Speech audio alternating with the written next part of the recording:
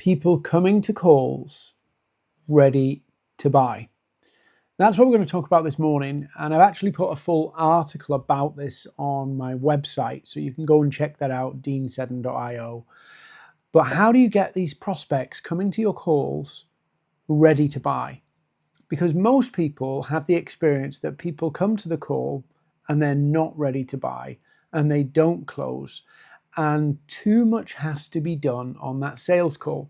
So I thought I would talk about this morning and actually kind of unpack it a little bit for you on the feed. So if you think about, you go on a sales call, prospect books in, now you've got an opportunity to show them what you can do. The problem is, for most people, they're arriving to that sales call with no context. So they're not really sure what your offer is. They're not really sure how it works.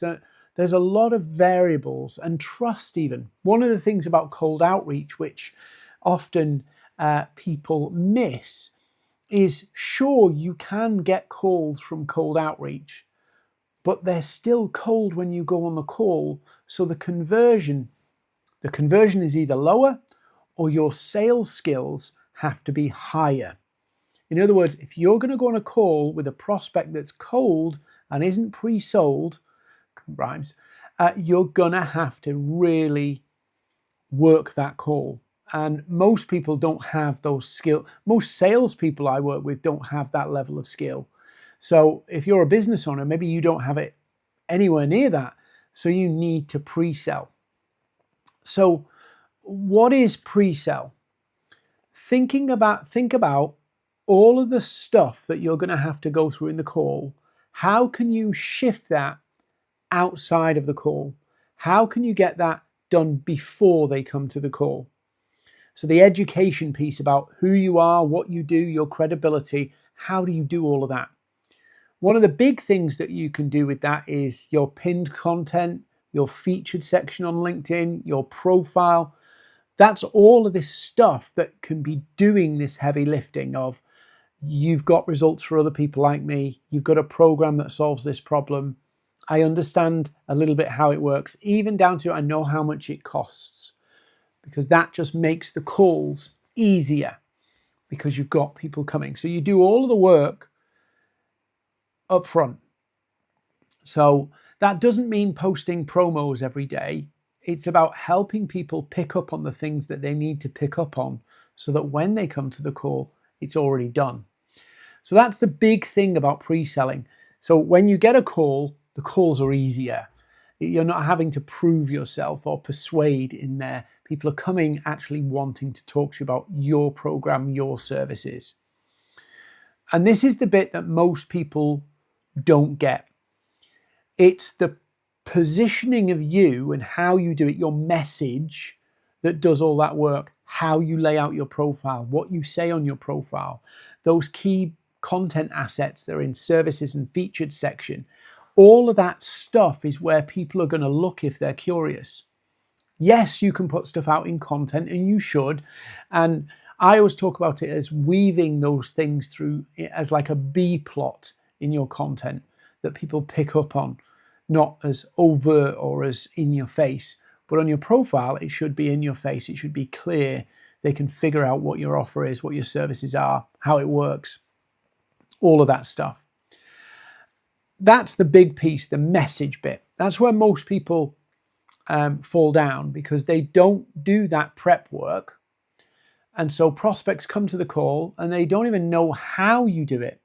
They're not bought into anything that you're doing because they don't know if you're a marketing agency, they don't know if you're a coach, they don't know if you're a consultant, they have no idea what you are because you've not made it very clear for them to figure that out. So then you're kind of cleaning up the mess that you should have cleaned up, or cleaning up the confusion you should have cleaned up in your content, in your profile, and all of your message. So that's the biggie. Pre-selling is about getting that information out there in a way that's relevant to your target market, so they're not coming to the call and learning about this stuff for the first time. Second, yes, we all want to go viral. Yes, we all want, thousands of followers and loads of comments and reposts and all that kind of stuff. But actually, the content that's going to help you with those calls and do the heavy lifting prep work of those calls is actually the content that shows your conviction, what you believe, what you stand for, the problem that you're solving, that you name it. I'll just be straight with you here. Me talking about booking sales calls and closing clients is not going to be the most popular topic. Talking about toxic workplaces and motivational fluff will. But it's not going to help me with my sales call. I still have to educate. I still have to build that credibility. So yes, I can get some kind of halo effect from virality and big following and, oh, wow, you're amazing. But actually, I've still got to get them to commit to buying my services. And so I need to name the problems they have specifically, not categories of problems like clarity or mindset or total visibility, which means nothing, by the way. It means zilch. So if you're using kind of bucket words where they don't really mean anything specifically, they're just a container for lots of different specific problems, you're missing it. So I have to name the specific problems they're facing. I have to also show them why what they're doing right now will not fix it. I don't have to like point the finger at them, but I do have to show them and educate them that this approach that they're following, the route that they're doing, even if that route is doing nothing, is not the option. Explain why they're stuck, help them understand why things are not working the way they want them to be, why the problem's there. And importantly, not say, I solve it. Yes, they'll pick up on that subtly. You don't need to say this. I think sometimes we treat people for fools. People can pick up on, oh, you must solve this problem. You don't need to spell it out in that way in your content. But what you do need to do is help people understand your way of solving it. So you're advocating for your approach, not your service, you're advocating for your approach. That's a way to almost sneakily sell.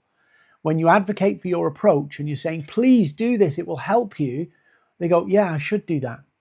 They're now bought into your approach. So as soon as you go, my approach is this, and this is my service, they pull away because you're just selling your thing.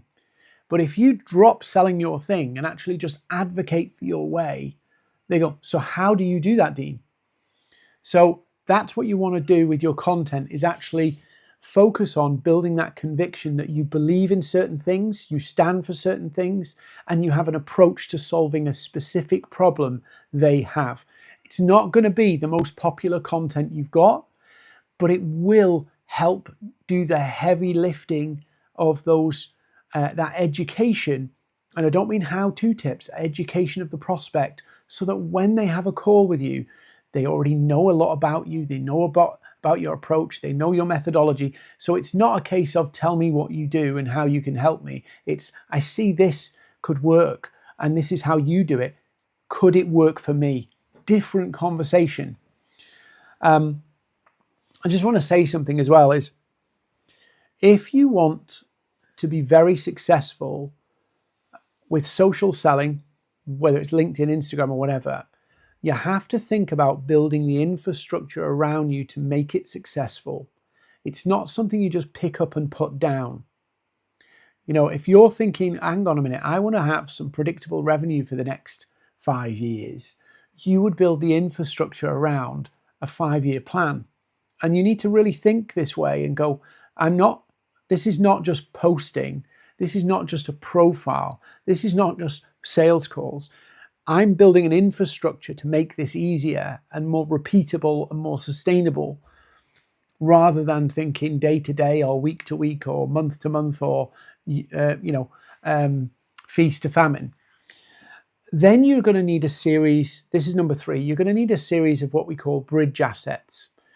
You got a lot of people floating. Let's call them floating. You got a load of people floating around you. You might not see them because they might not all engage with your content.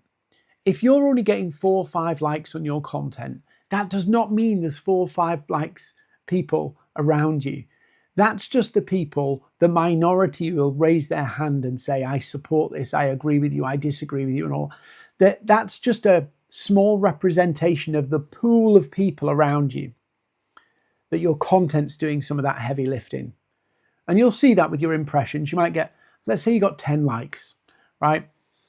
You might be disappointed with 10 likes and think, why is it not 300? Okay, well, we can work on that. But that 10 likes probably represents 600 people. So you have to think in that way, that the engagement is a representation of the pool around you.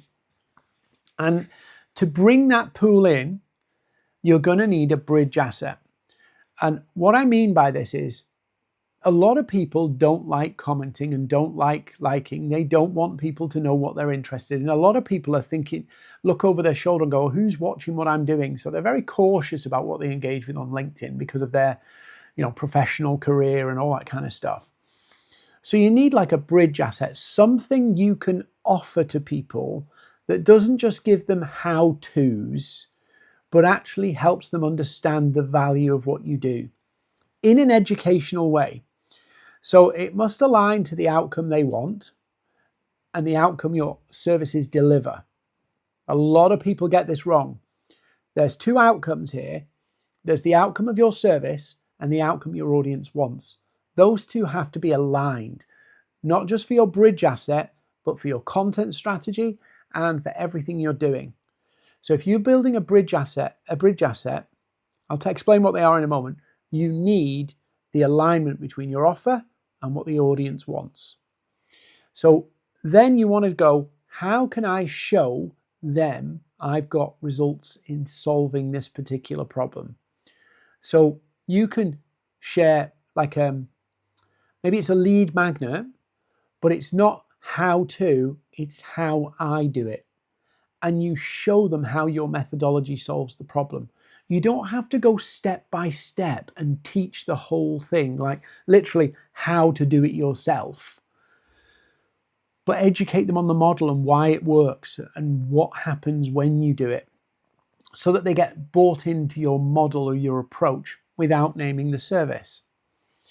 You can even actually include later on how the service works, but you want to basically give people a way to progress and a reason to book a call.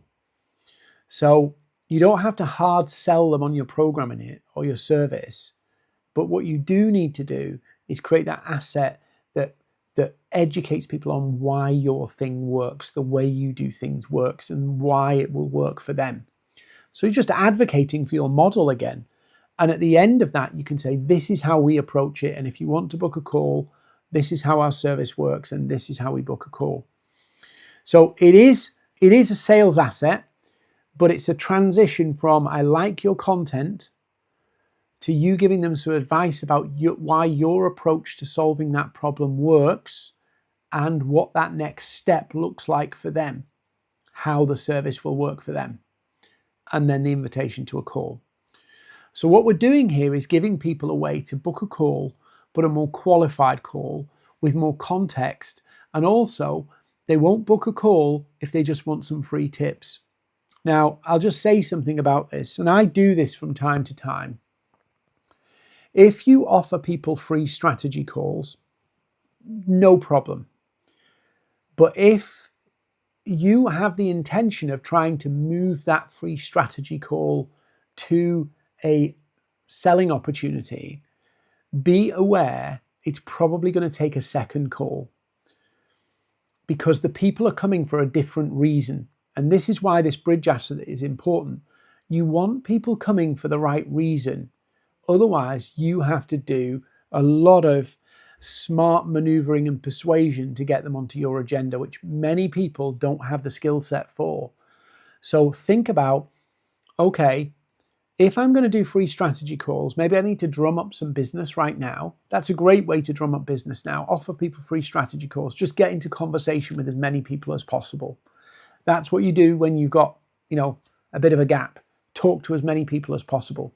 But when you're trying to just get more qualified leads and clients, and you're not really interested in that maybe you just want to beef things out a bit. You're not like, oh crap, we've got a hole. You want more qualified people, so you need those kind of bridge assets. A lead magnet's good, a landing page with a video, and then you can use it as a call to action in your first comment. You can put it in your bio, you can put it in your featured section, you can put it in your links. So it's pre-qualifying people, so when they book a call, the context is there. They're not coming to a call for free tips. That's what we want to do. And just whilst we're there, two really important points, and then I'll sign off. That form that they fill in, and you can tweak this as you go, the form that they fill in to book the call, you need to add a little bit of friction in there. If it's just first name, last name, email address, your dropout rate and the seriousness of the buyer will be much, much lower. If you start to ask them a few qualifying questions before they book the call, it will show you and tell you how serious they are. Now that matters for you because when people book a call, you want them to show up, and you want them to show up with intention. And so asking couple of questions there. Are you struggling with any of these problems? Or what's your biggest struggle at the moment? What are you looking for help with? Do you have a budget? Things like that. Adding those friction will encourage the right people to book a call. But likewise, like I said, friction is good if you want the right people on the calls.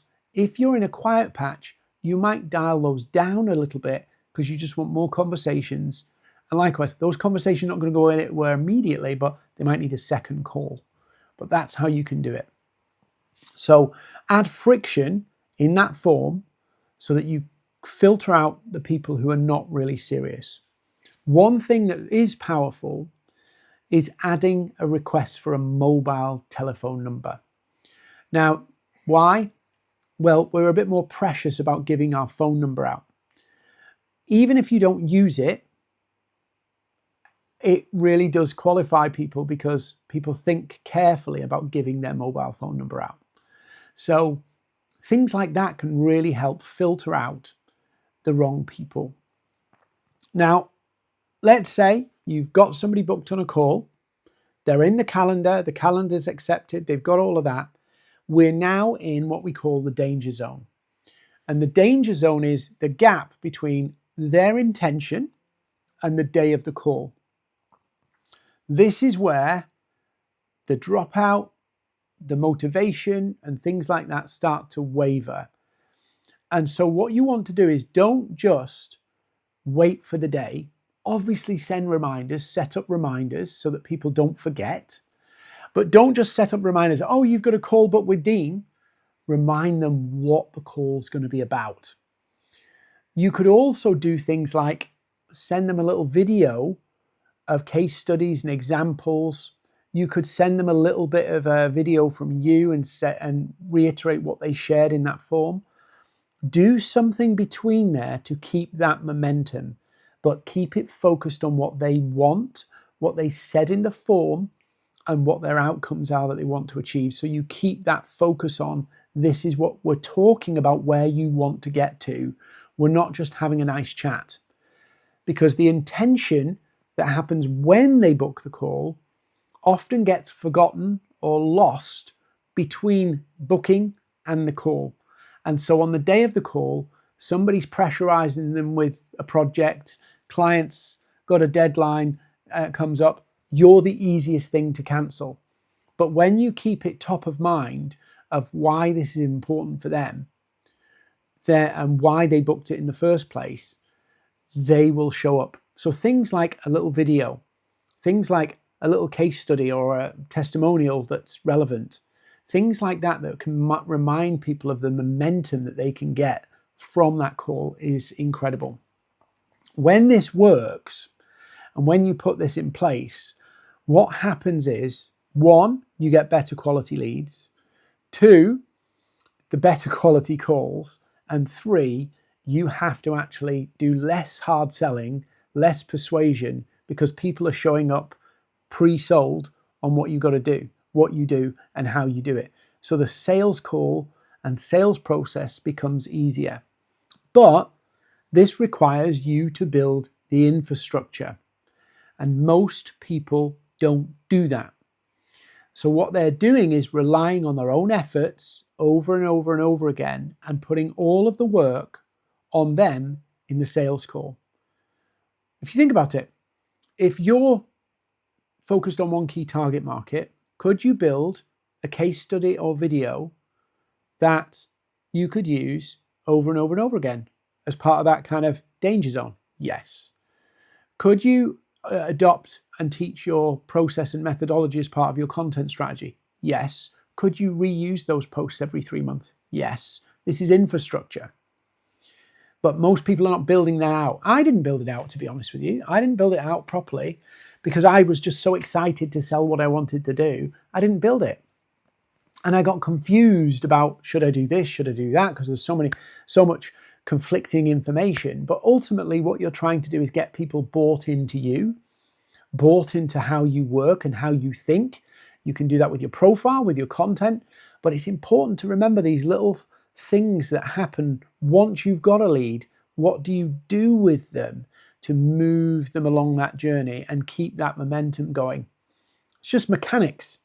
Just like a factory has a conveyor belt or a production line, your sales, your lead generation has to have a production line. And we're so eager to make the money, sometimes we'll bypass building the production line because we want the money. The problem is, let me give you an example. About 10 years ago, we got a contract to print football match programs. You may not know this, I actually own a few businesses. One of them is a printing business, and we got a contract to print a football match program. So it's quite a thick booklet, loads of ads and everything. We designed it, we printed it, the whole thing. And it's quite a complicated job, 40 odd pages in it or something. And you print it. There's two ways of doing it. We have it do it differently. We used to print it, and then we had a machine that would collate it and turn it into a booklet. And it was an old piece of kit, and it broke. And so this particular week, it broke. There's a football program to go out. So we had to manually collate the booklet, page after page after page. We had a production line of pages, and we just went, pushed it into the booklet maker, staple and fold it. And we had to do that 5,000 times. Now, if you don't build infrastructure, if you don't have that collator, that machine, what happens is you have to do the same actions over and over and over and over and over again, rather than the machine do it. Now, today, we've got a much better machine, and now basically the printer, it prints it in order, puts it into the machine, staples it, trims it, comes out as a finished book. That's how we do it now. But back then, 7, 8 years ago, it was actually 3 separate machines. And when one of them broke, we were the machine. If you are your infrastructure, you are going to have to be the machine, doing the same things over and over and over and over and over again. And that works for a short period, but ultimately it will break because you will not be able to sustain it. So you need to think about, what are these key bits, assets, machines, gadgets that we need in place to actually make it easier. And a big part of that is, how do we build the infrastructure to pre-sell? So I thought I'd share that today because I thought it was really useful. I've wrote a blog about it on my website, deanseddon.io, and go down to articles and you'll find it. But think about the infrastructure you're building to pre-sell, because a lot of people have a content strategy that's disconnected from their sales strategy. A lot of people are not putting the right content out. So what they're doing is getting fame, but not fortune. or they're getting fame calls that are not converting. You've got to get this stuff mastered so that you don't have to keep doing it, and you don't have to keep, becoming a great salesperson, becoming a great collator. You actually let the infrastructure do the work. So hopefully this was helpful. Thanks for joining me. I'm in a hotel today, so that's why I'm in a different set or different scenery. But see you tomorrow.